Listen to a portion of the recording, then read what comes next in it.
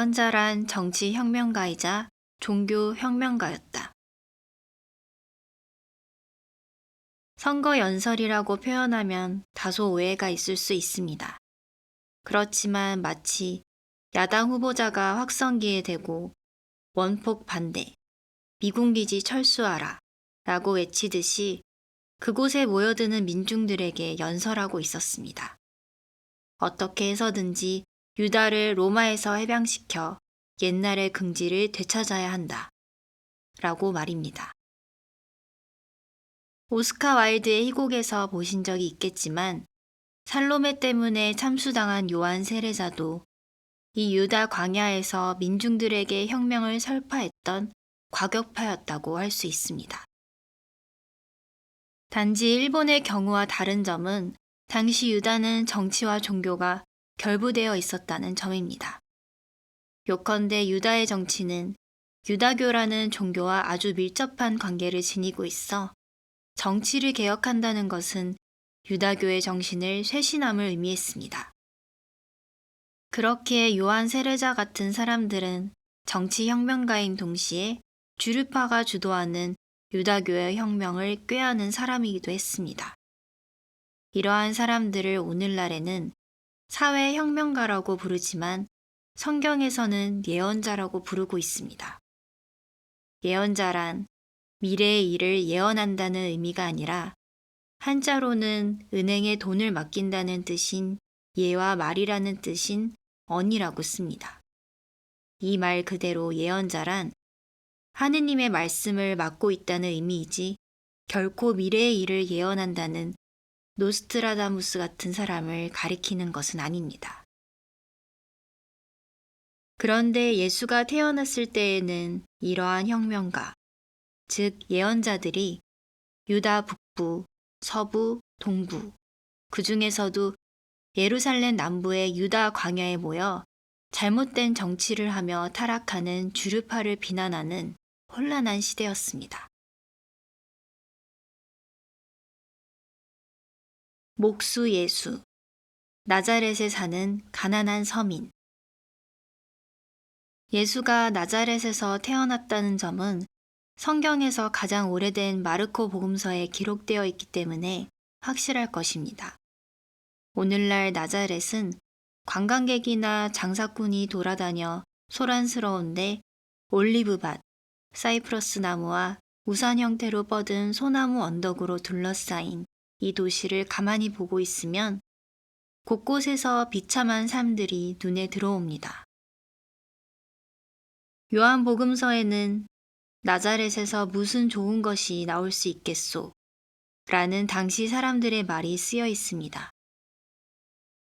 예수 시대에도 나자렛은 아이들이 맨발로 구걸하면서 다녔고 부적물로 더러워진 언덕길 양쪽에 좁고 어두운 작은 집들이 늘어서 있어 유다인들의 관심을 끌지 못하는 시골 마을일 뿐이었습니다. 그곳에 사는 사람들의 생활도 지금보다 훨씬 가난했을 것입니다. 오늘날에도 이 나자렛에는 창 하나 없는 어두운 움막 같은 당시의 집이 보존되어 있습니다. 그것을 보면 당시의 예수와 같은 서민들은 이러한 하얀 석회를 바른 집에서 살고 있었음을 상상할 수 있습니다. 예수의 양부인 요셉은 목수였기 때문에 예수도 그 일을 배웠습니다. 그 당시 유다인들은 자신의 직업을 나타내는 것을 몸에 지니고 다녔습니다. 예를 들면 염색공은 천을, 공증이는 깃털팽 같은 것들을 말이지요. 그래서 예수도 목수임을 의미하는 나무 조각을 몸 어딘가에 지니고 있었을지 모릅니다. 목수라고 해도 하는 일은 건물이나 집을 짓는 일이 아니라 수리하는 일이었습니다. 더욱이 갈릴레아에 있는 많은 목수는 여기저기를 돌아다니며 일했습니다.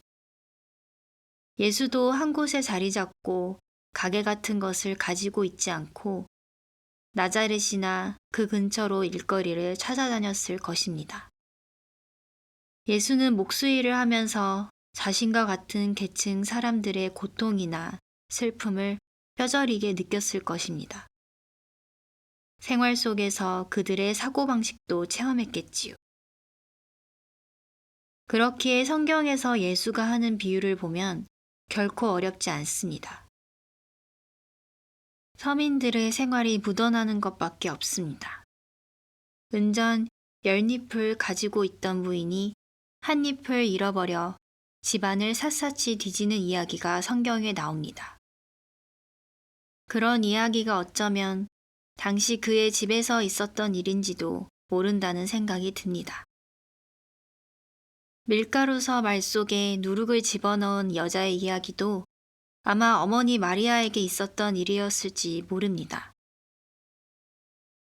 오래도록 전승되어 온 이야기를 보면 양부 요셉이 세상을 떠난 것은 예수의 나이 19세 때라고 전해지고 있지만 이 내용은 성경에 기록되어 있지 않습니다.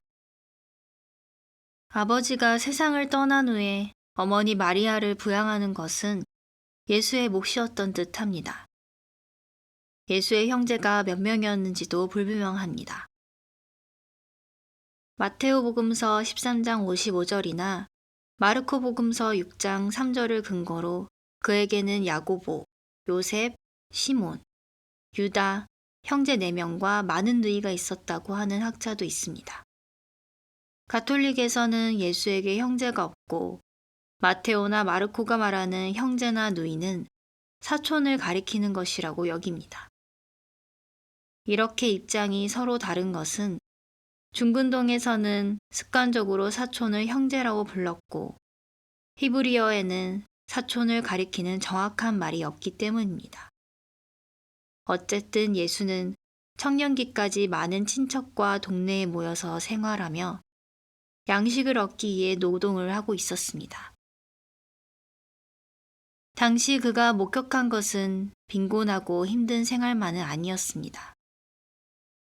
성경에는 비참한 생활을 하는 병자나 몸이 불편한 사람이 많이 등장하는데 이러한 사람들은 나자렛이나 그 주변 곳곳에 살고 있었습니다. 오늘날에도 나자렛에 가보면 몸이 불편한 사람이나 거린을 많이 목격할 수 있습니다. 예수 시대 이 지방에는 이질이 종종 발생하거나 갈릴레아 호수나 요르단강 근처에는 말라리아가 유행하곤 했습니다. 그래서 성경에 나오는 마귀 들린이나 열병에 걸린 환자는 말라리아에 걸린 사람을 일컫는다고 할 수 있습니다. 또한 성경에는 나병 환자도 자주 등장하는데 당시 나병 환자는 도시나 마을에서 떨어져 살았습니다. 이들은 육체적으로 고통을 받을 뿐만 아니라 하느님의 벌을 받는 부정한 자로 취급되어 사람들에게 혐오의 대상이 되었습니다. 격동기 속에서 나자렛 옆에 있는 갈릴레아 호수 주변에 겨울 휴양지인 티베리아스가 있었습니다. 이곳에는 부유한 사람들이 살고 있었고 당시 갈릴레아를 통치하던 헤로데 안티파스의 별장도 있었습니다. 이 티베리아스는 예수의 생활과 동떨어진 로마식으로 생활하고 있었습니다. 예수 시대 나자렛이 위치한 갈릴레아 지방과 요르단강 동부는 로마 황제에게 지위를 임명받은 헤로데 안티파스 임금의 지배하에 있었습니다. 로마는 유다의 총독을 파견하여 이 식민지의 분봉왕들을 감시하게 하고 분봉왕들이 로마에 충성하는 한 영토 내의 경제권, 사법권, 사병 소유권을 인정하고 있었습니다. 이러한 헤로데 안티파스 임금이나 다른 임금들이 로마에 잘 보이려고 하는 처사를 갈릴레아 주민들은 그다지 좋게 생각하지 않았습니다. 원래 갈릴레아 주민은 모두 신실한 유다교인이었습니다. 게다가 로마의 배타적인 감정을 지니고 있었으며 유다교를 타락시키는 로마의 풍습이나 종교에 경멸과 증오심을 품고 있었습니다. 그 감정은 이따금 반로마 봉기로 표면화되기도 했습니다. 그러다 보니 이 갈릴레아는 결국 열혈당원이라고 하는 반로마 테러리스트들의 온상지가 되기도 했습니다. 때문에 유다 땅에서 생활하는 로마인들은 언제나 파스카 축제 때에 예루살렘 성전을 찾아오는 갈릴레아 순례자들의 폭동을 두려워하곤 했습니다. 나자렛에서 성장한 예수가 갈릴레아인이 가진 정통적인 반로마 감정을 어느 정도 지니고 있었는지 성경은 명확하게 언급하지 않습니다. 그 이유는 성경이 예수 사후에 기록되었기 때문에 로마를 자극하지 않도록 신경 쓰면서 예수나 예수 배우를 둘러싼 사람들의 반로마적인 분위기를 가능한 드러내 보이지 않도록 저술하고 있기 때문입니다. 그러나 우리는 이러한 반로마적인 감정 가운데서 예수가 성장했다는 점을 일단 고려해야 합니다. 예수는 서민이었습니다. 갈릴레아의 서민들은 어렸을 때부터 다른 지방 사람들과 마찬가지로 유다인 생활과 정신규범인 율법을 어른들에게 들으며 성장하여 소년이 되면 회당에서 어른들과 함께 예언서나 시편을 읽습니다.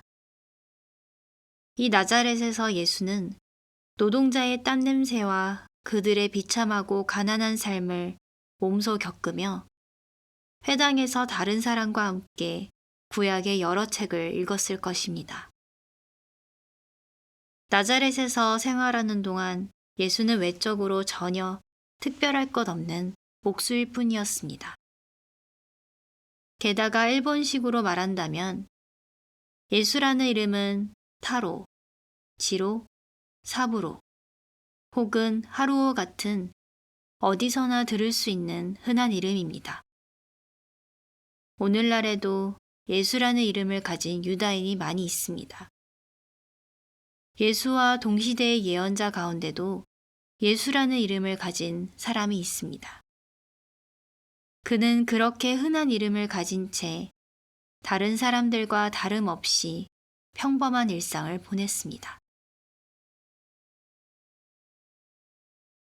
구세주의 선구자 요한 세례자 출현. 그 즈음 황량하고 드넓은 유다 광야에 모피를 두르고 허리에 가죽띠를 맨 성격이 불같은 예언자가 나타났습니다. 그가 오스카 와일드의 살로메에 등장하는 유명한 요한 세례자입니다. 길고 긴 세월 동안 유다인들은 언제나 예언자가 나타나기를 고대하고 있었습니다. 예언자는 미래의 일을 알리는 것이 아니라 문자 그대로 하느님의 말씀을 맡은 자이기 때문입니다. 당시 유다인의 종교 감정을 우리가 이해하기는 매우 어려운 일입니다. 그들은 이 기나긴 세월 동안 자신들의 국토가 외국의 지배를 받아왔다는 굴욕감을 겪으며 자존심의 상처를 받고 시리와 절망에 빠져 있었습니다. 그러고는 자신들의 신인 야훼에 대한 신앙을 가지고 언젠가는 자신들을 구원해줄 해방자를 보내줄 거라는 희망으로 살아가고 있었습니다. 그들의 그러한 감정은 구약 성경 여러 곳에서 엿볼 수 있는데 아마 우리는 실감하기 힘들 것입니다. 그러나 이러한 점을 염두에 두는 것이 성경을 읽거나 예수의 생애를 기억할 때 도움이 될 테니 기억하는 것이 좋겠습니다. 사해와 요르단강 하류 사이에 위치한 유다 광야에 구세주의 선구자인 요한 세례자가 모습을 드러냈습니다. 당시의 유다인들에게는 이 요한 세례자가 어쩌면 자신들을 로마에서 구원해줄 무력 혁명가의 지도자로 비쳤을지 모릅니다. 어쨌든 요한이 광야에서 사람들을 모아 이야기를 하고 있다는 소문이 빠르게 유다 전체로 퍼져갔습니다. 소문을 들은 그들은 자신들이 잘 알고 있던 이사야서의 다음과 같은 말을 떠올리며 요한 세례자에 관한 일을 생각했습니다. 너희는 광야에 주님의 길을 닦아라. 라는 구절입니다. 이 말대로 요한은 광야의 모습을 드러내어 이렇게 말합니다. 독사의 자식들아, 다가오는 진노를 피하라고 누가 너희에게 일러주더냐. 회개에 합당한 열매를 맺어라. 요한이 한 말은 하느님이 너희를 구해줄 날이 가까이 왔으니 회개하여라. 회개하지 않으면 엄청난 벌이 내려질 것이다. 라는 의미였습니다. 요한의 이 가르침은 예루살렘은 물론 갈릴레아의 나자렛에도 전해졌습니다. 이러한 과격한 외침은 유다교의 열렬한 신봉자이자 로마의 반감을 지니고 있던 갈릴레아인의 마음을 사로잡았습니다. 그 이유는 앞서도 언급했듯이 나자렛 사람들이나 갈릴레아 사람들은 로마의 풍습이나 종교가 자신들의 종교를 타락시킨다고 느꼈기 때문입니다. 예루살렘 성전을 담당하는 사제들이 로마와 협력하고 있으며 자신들의 통치자인 헤로데 안티파스 임금 또한 로마인에게 아첨하며 그들을 추종하고 있다고 생각했기 때문입니다. 어머니도 가족도 버리고 사해 근처로. 나자렛 사람들 가운데는 마을을 떠나 유다 광야에 가서 요한 세례자의 이야기를 듣는 이들이 생겨났습니다. 갈릴레아 호숫가의 어부들 몇몇도 그 이야기를 듣기 위해 남쪽으로 내려가 광야로 향했습니다. 그리고 나자렛의 목수인 예수도 일과 가정을 떠나 이 요한 공동체에 투신하려 했던 듯합니다. 많은 학자들은 그때 예수의 나이를 30세에서 40세 사이로 생각하고 있습니다. 어쨌든 예수는 자신이 부양해온 가족, 그에게 가장 중요한 어머니까지 버리고 나자렛을 떠났습니다. 가난한 살림에 한창 일을 해야 할 예수가 빠진다는 것은 대단히 힘든 일이었습니다. 성경을 자세히 읽어보면 그의 형제인 야고보, 요셉, 시몬, 유다 일행이 예수를 이해해주지 않고 때로는 적대시하고 있는데 그 원인은 아마 이 일 때문이라고 생각합니다. 가족들은 예수가 왜 일상생활을 뒤로하고 유다 광야로 가는지 이해할 수 없었던 것입니다. 나자렛에서 착실하게 살다가 그 삶을 버리고 황량한 유다 광야로 수행하려 가려는 예수는 가족들 눈에 무책임하고 현실에서 낙오된 사람으로 비쳤을 것이라고 생각됩니다. 저는 여러 차례 유다를 방문했습니다. 나자렛을 떠나 유다 광야로 향하다 보면 강한 햇볕이 내리쬐고 풀한 폭이 나무 한 그루 없는 언덕이 좌우로 이어져 있으며 갈라진 지면이 끝없이 펼쳐져 있습니다. 이 삭막한 지대를 요르단 계곡이라고 부릅니다.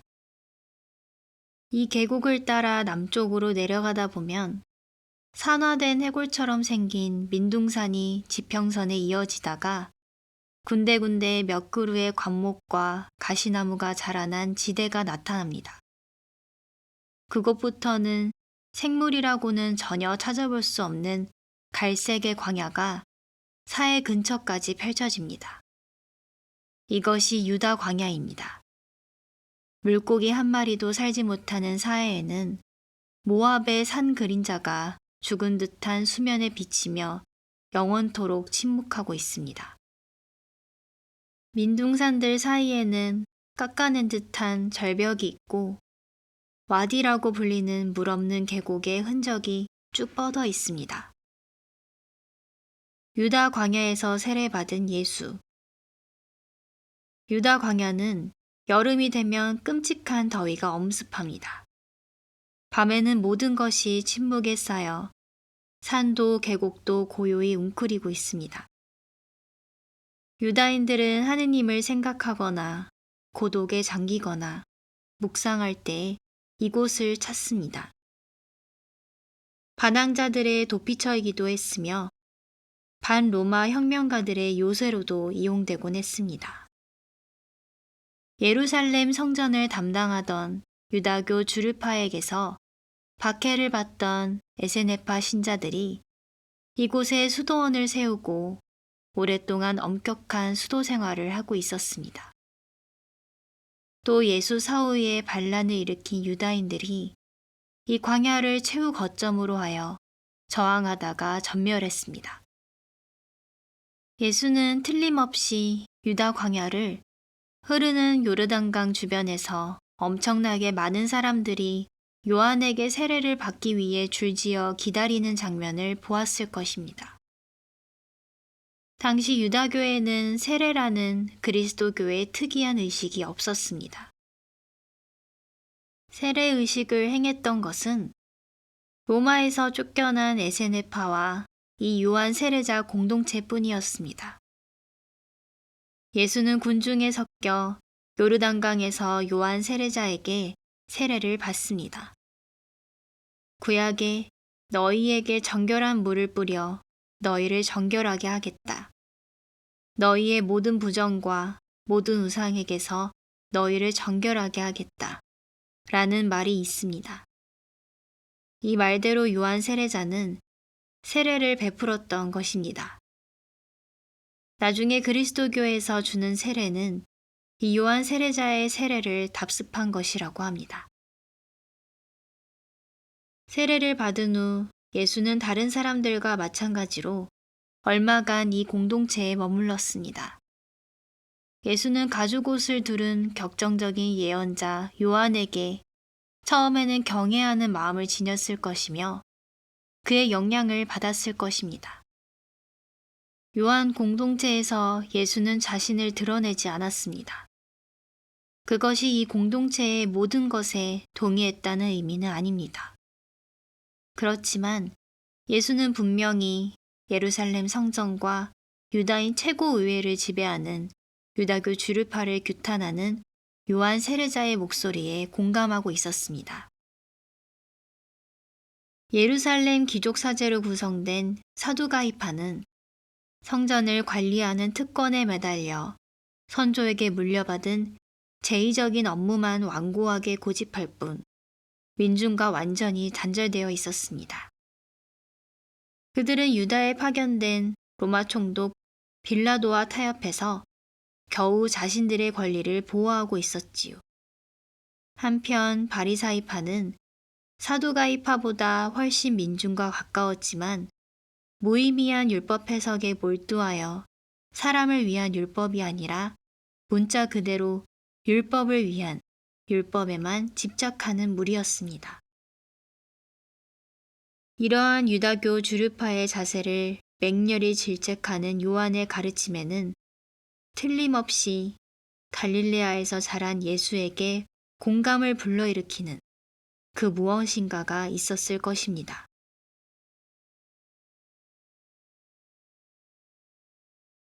사회 문서에서 밝혀진 예수와 에세네파의 연관성. 자신을 드러내지 않으려고 했음에도 예수는 이 공동체에서 상당히 두각을 나타냈습니다.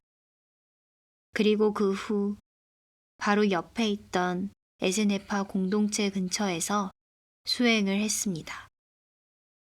에세네파는 요한 공동체와 마찬가지로 예루살렘 주류파에서 쫓겨나 공동생활을 하며 수행하던 사람들로 이루어져 있습니다. 여러분도 들어본 적 있을지 모르는 사회 문서에는 당시의 에세네파뿐 아니라 이 부근에 모여있던 여러 예언자들의 사고방식이나 그들의 생활이 담겨 있습니다. 많은 학자들은 예수가 이 에세네파와 관련이 있을 것으로 보고 있습니다. 이 문서는 이렇게 발견되었습니다. 20세기에 어떤 양치기가 잃어버린 양을 찾아 유다 광야로 갔습니다. 이 광야에는 동굴이 많았는데 그중 어떤 동굴에 들어가 그 안에 뒹굴던 항아리 하나를 발견했습니다. 항아리에는 두루마리가 들어있었습니다. 양치기는 그 두루마리를 가지고 집으로 돌아와 친구들에게 보였고 예루살렘에 있는 골동품 상인에게 팔려고 했습니다. 골동품 상인이 그것을 예루살렘 대학의 고고학자에게 보이자 당시 에세네파의 문서라고 판명되었습니다. 이것이 바로 사회문서지요. 개인적인 생각인데 에세네파는 예수를 유혹했을 것입니다. 우리 공동체에 들어와라. 그리고 우리와 함께 예루살렘으로 돌아가 주류파를 몰아내고 실권을 잡아보자 라는 제안을 했을지 모릅니다. 그러나 예수는 요한 세례자의 공동체에서도 에세네파에서도 불만을 느끼기 시작했습니다. 자신의 생각과 이 두 공동체의 사고방식이 본질적으로 달랐기 때문입니다. 그래서 그는 공동체에서 떠났습니다. 먼저 떠난 건 에세네파였고 그 다음은 요한의 공동체였습니다. 저는 성경에 예수가 악마의 유혹을 거부했다고 쓰인 것이 이 사건을 말한다고 생각합니다. 그 뒤에 성령께서는 곧 예수님을 광야로 내보내셨다. 예수님께서는 광야에서 40일 동안 사탄에게 유혹을 받으셨다. 또한 들짐승들과 함께 지내셨는데 천사들이 그분의 시중을 들었다. 이 구절은 예수가 마음속에 불만을 품으며 요한 공동체의 규약에 따라 40일 동안 단식과 기도의 생활을 시작했을 때를 배경으로 하고 있습니다. 악마의 속삭임, 최초의 고통스러운 유혹.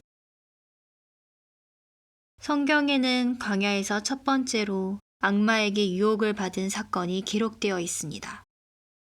이는 지상에서 인간의 구원을 찾으라는 의미입니다.